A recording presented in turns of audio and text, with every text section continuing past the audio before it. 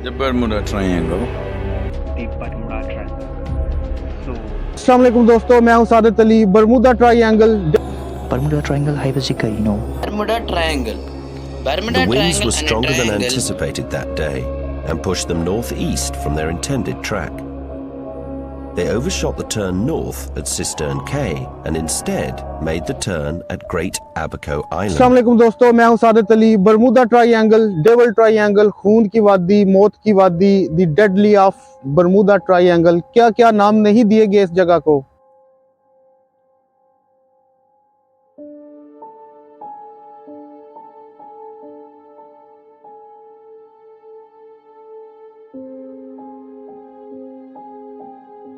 Bermuda triangle ये नाम सन 1964 में पहली बार इस्तेमाल किया गया। विंसेंट एच गडिस नामी शख्स ने एक मैगजीन लिखी, अरगोशी, जिसका टाइटल था the deadly of Bermuda triangle.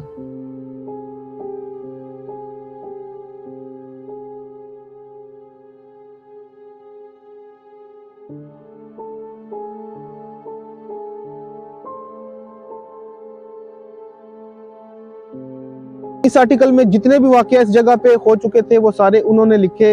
इस आर्टिकल में उन्होंने ये बताने की कोशिश की थी कि कुछ तो अजीब है इस समुद्री हिस्से में। कुछ न कुछ तो गड़बड़ जरूर है। कोई भी हवाई जहाज और बहरी जहाज यहाँ पे पहुंचते ही कैसे गायब हो जाता है। लेकिन इस आर्टिकल में इन हादसों की वजह नहीं लिखी गई थी कि ऐसा होता क्यों है। दोस्तों, वैसे तो बरमूदा ट्रायंगल के किस्से पूरी दुनिया पे मशहूर हैं और ये किस्से खतरनाक और दिलचस्प भी हैं।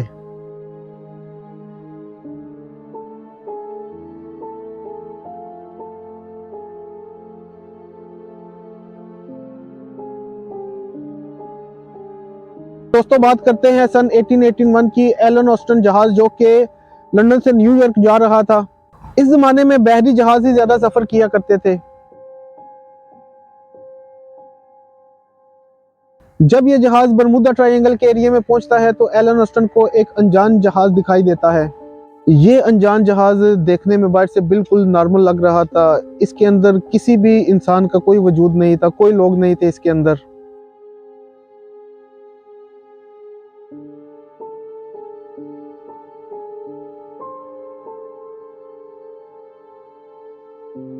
एलन ऑस्टन के कैप्टन ने सोचा कि मैं इस जहाज को जाके देखता हूँ। 2 दिन तक एलन ऑस्टन के कैप्टन ने इस जहाज के पास अपना जहाज लगाया और इंतजार किया कि कोई रिस्पांस आ जाए, कोई जवाब आ जाए। जवाब न मिलने पर कैप्टन ने इस जहाज में कदम रखा। जहाज की सारी चीजें नॉर्मल थी। इस अनजान जहाज में बहुत सा कीमती सामान रखा हुआ था और सारी चीजें जहाज में नॉर्मल थी। अब हर चीज अपनी अपनी जगह पे रखी हुई थी।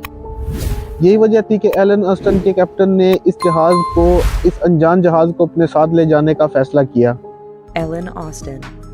The Ellen Austin disappeared in 1881 during one of its numerous trips between New York and London. The ship ran into another ship that was sailing in the Bermuda Triangle. The Ellen Austin crew boarded the ship to find that there was no crew on board, so they split in half so they could guide the newly found ship back to London. The Ellen Austin and the other ship were separated during a storm in the Triangle, and the Ellen Austin was never seen again. Ellen Austin के captain अपने कुछ crew member इस अनजान जहाज पे भेजते हैं और दोनों जहाज एक साथ आगे बढ़ना शुरू हो जाते हैं। 2 दिन तक ये जहाज एक साथ आगे बढ़ते रहते हैं। अचानक ही तूफान आने के बाद ये दोनों जहाज अलग अलग हो जाते हैं। तूफान थमने के बाद एलन ऑस्टन के कैप्टन देखते हैं कि वो अनजान जहाज कहीं पे दिखाई नहीं दे रहा। कैप्टन अपने स्पा ग्लास की मदद से जहाज को ढूंढने की कोशिश करते हैं और उनको बहुत दूर जाके वो अनजान जहाज दिखाई देता है। एलन ऑस्टन के कैप्टन जब दोबारा से उस अनजान जहाज में कदम रखते हैं और ये चीज़ देख के दंग रह जाते हैं कि उनका कोई भी क्रू मेंबर उस जहाज में मौजूद नहीं।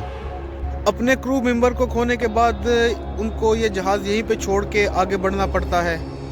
एलन ऑस्टन जहाज जब अपनी मंजिल पे पहुंचता है तो उसके ओनर ये किस्सा सुन के बहुत डर जाते हैं और ये जहाज एक जर्मन कंपनी के हाथों बेच देते हैं।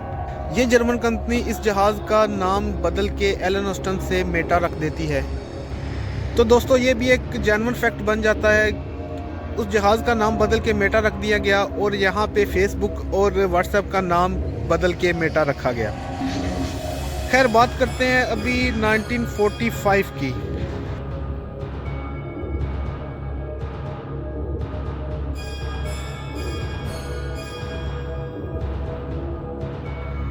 5 दिसंबर सन 1945 दिन 2:10। इस किस्से का जिक्र हम इस वीडियो के नेक्स्ट पार्ट में करेंगे।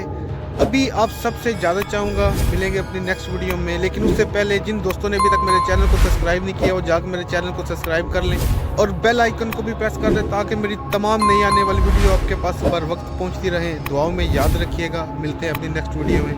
अल्लाह हाफिज़।